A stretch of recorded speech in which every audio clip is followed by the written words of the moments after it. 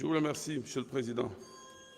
Monsieur le Président, Monsieur le ministre, Madame la Secrétaire d'État, Mesdames, Messieurs les collaborateurs des membres du gouvernement, très chers collègues. Monsieur le Président, j'ai demandé la parole pour faire valoir mes droits conformément à l'article 84 pour demander à ce qu'on ne puisse pas délibérer dès lors qu'il y a beaucoup de problèmes liés à ce texte. Déjà, du point de vue de la procédure, nous sommes en train de violer notre règlement intérieur en ses articles 93, 82, 46 et 69. Et je pense qu'on n'a pas le droit de violer notre règlement intérieur. Sur un autre aspect, je pense que ce texte-là n'est pas le texte que nous avons adopté ici en plénière. Et je demande, conformément aux dispositions de l'article 73, que le PV de la réunion soit distribué pour que tout le monde puisse savoir qu'est-ce qui a été décidé et qu'est-ce que les secrétaires ont signé et qu'est-ce que vous avez signé en termes de PV. Pour que nous puissions comprendre, ce texte-là m'a été refusé. Je suis allé demander ça au niveau de l'administration. On m'a remis ce texte-là, ça y est là. Je l'ai pris, on m'a repris ce texte en pleine salle ici en commission. Je leur ai dit, donnez-moi le bon texte. Il me dit, ça c'est le mauvais texte. On ne m'a pas donné le bon texte. Je dis, jusqu'à présent et jusqu'à hier, je suis allé demander le bon texte. On m'a dit que ce n'est pas le bon, on n'a pas encore le bon texte. Et il a fallu que le président de la République envoie ce texte-là pour que je puisse savoir que le président, le texte qu'il avait, c'est un mauvais texte. Et de mauvais texte, je passe à faux texte. Parce que ce n'est pas ce texte-là qu'on a adopté. Et dire ici que ce que nous avons adopté en amendement, en commission, est valable pour la plénière, c'est une violation flagrante et dangereuse de notre règlement intérieur. On ne peut pas nous faire ñaari amendement yi amendé commission moo valable ba ñu dem modifier ñun loi bi ñu délibéré fii. Il n'y a que Maître Tal qui a proposé ici un amendement qu'on a adopté. À part ça, personne n'a adopté aucun autre amendement. Dire qu'on a modifié la loi qu'on a votée ici, délibéré, intégré, c'est extrêmement dangereux. On a modifié l'exposé des motifs. On a modifié la loi. Ce n'est pas une erreur matérielle, ça. C'est une modification profonde. Et c'est une violation de notre règlement intérieur. Je vous prends à témoin. Monsieur le Président, je demande,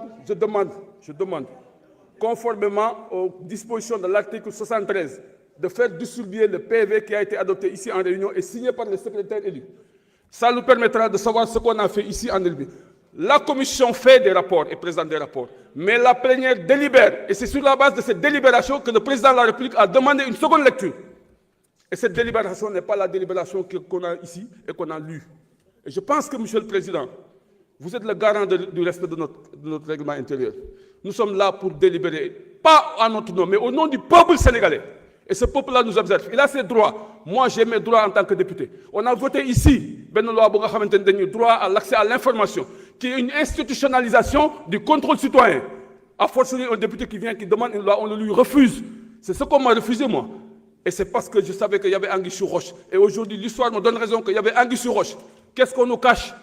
Est-ce que le président a amené des textes? Le texte que le président a envoyé, 2 textes, pourquoi nous donc c'est ce texte-là qu'ils disent qu'ils valident. Et ce texte-là, ce n'est pas le texte que nous avons à valider. Par conséquent, Monsieur le Président, je pense qu'on ne peut pas délibérer à partir de ce texte parce que la demande elle est claire. L'article 93 est clair de notre règlement intérieur. L'article 73 de la Constitution est très clair. Texte délibéré, mais ce n'est pas le texte que nous avons adopté ici en plénière. Monsieur le Président, comme je dis, je réitère ma demande sur la distribution du PV de réunion de séance plénière ici qu'on a adopté. Et pour que tout le monde puisse en avoir le cœur net. Donc, Japonani, nous nous délibérer parce que l'histoire de Koybinde. Depuis 1974, seconde lecture, nous avons l'Assemblée fille. Nous avons Amad. Ce qui waral lu leer nañ la. Aujourd'hui da nga ñu woo ci loo xamante ni dafa leer nañ président woo ñu ci premier ministre woo ñu ci mooy jubal jubanti vérité ak transparence moo ñu yóbbee tey ñu dégradé suñu ay notes kon vérité ak transparence mooy am fii man ci loolu laa leen di jàpp ci kàttan suñu borom tant que maa ngi fi nag tant que maa ngi fi di am jàmm li ngeen ñu woo ci la ñuy wuju te loolu nag laa jàpp ni moom moo war a am fii vérité transparence jubal jubanti pour que ñu xam les bons textes parce que ça c'est un mauvais texte et aujourd'hui je dis que c'est un faux texte. Je vous remercie. Monsieur le Président de la Commission.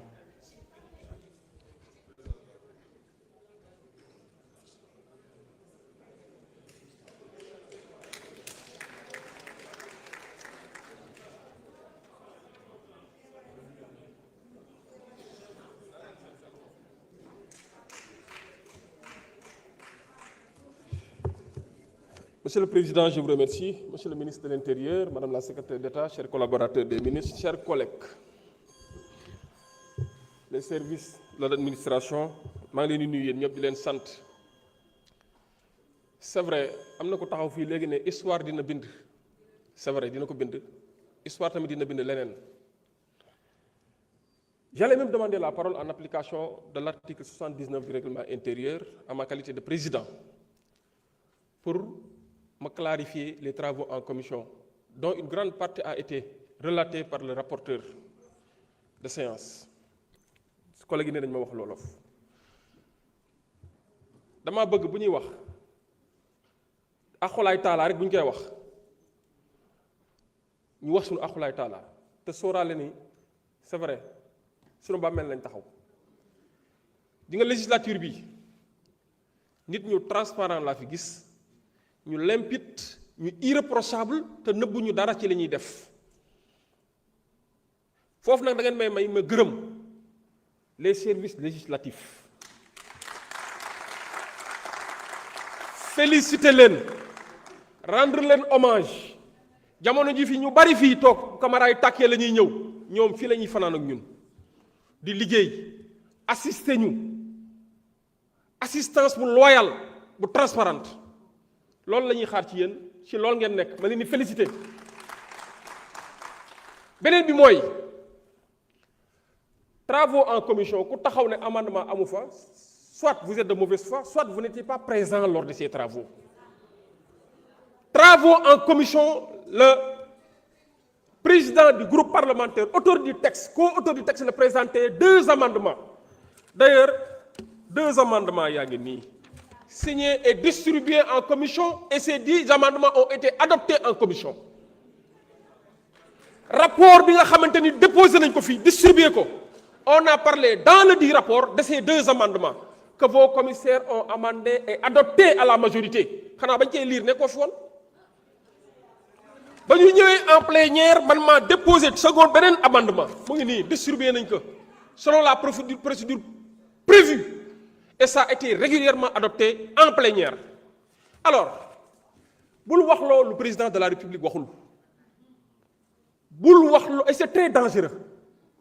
Conformément à l'article 73 de la Constitution mais wax ni lii c'est pas nouveau amoon na fi en 1974 du temps de Léopold Sédar Senghor ba ñu jëlee une loi sur les fêtes légales acte bi fii la ñëwoon député yi intégré ci amendement te loolu bokkul woon ci texte initial bi bañ ko joxee le président Léopold Sédar Senghor ba ma gisee li ñu ci intégré moom xaarul woon loolu parce que lendemain Tamxarit la bëggoon.